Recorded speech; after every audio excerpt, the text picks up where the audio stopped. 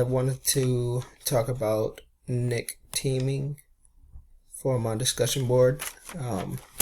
NIC teaming, also known as load balancing and failover, allows multiple network interfaces to work alongside each other to provide fault tolerance, load balancing, and to increase the bandwidth.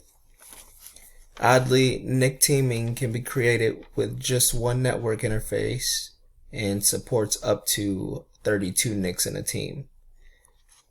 How does it provide load balancing? Well, that is done by distributing traffic between at least two interfaces, which increases network throughput.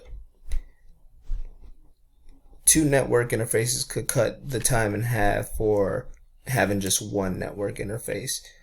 To put things into perspective, with NIC teaming, as we discussed before, it also provides failover, which is the server's ability to recover from the network failing by having backup hardware just in case one of the hardware fails. It uses pretty much like two switches.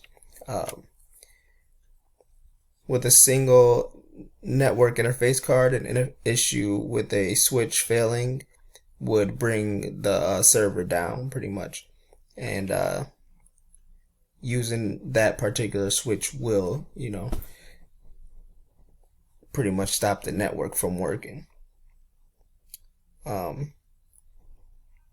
NIC teaming utilizes failover by using a network interface port for two separate switches. So you can use, let's say you wanted to use port one of two separate switches. So if one fails, the other one can pick up and do the work of the switch that was doing the work before, or at least working together with that switch. You can also configure NIC teaming on Hyper-V host servers or a guest operating system. When a new NIC team is created, there are three teaming modes. Switch independent is one of them, static teaming, and link aggregation control protocol. Switch independent is this is the default mode, but also the only mode for VMs. This handles the fault tolerance. Static teaming, also called switch dependent mode, it primarily handles load balancing. Link aggregation control protocol, LACP, which allows a switch to automatically identify ports that a team member is connected to and dynamically create a team. There are also three load balancing modes, which determines how the server load balances outgoing data packets among the NICs in the team.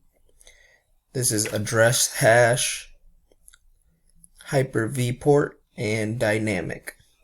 Address hash uses an algorithm to create a hash value for outgoing packets and assigns a NIC for delivery.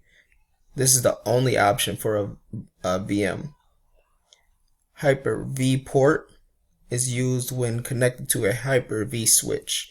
Each virtual NIC is associated with one team member at the system's startup.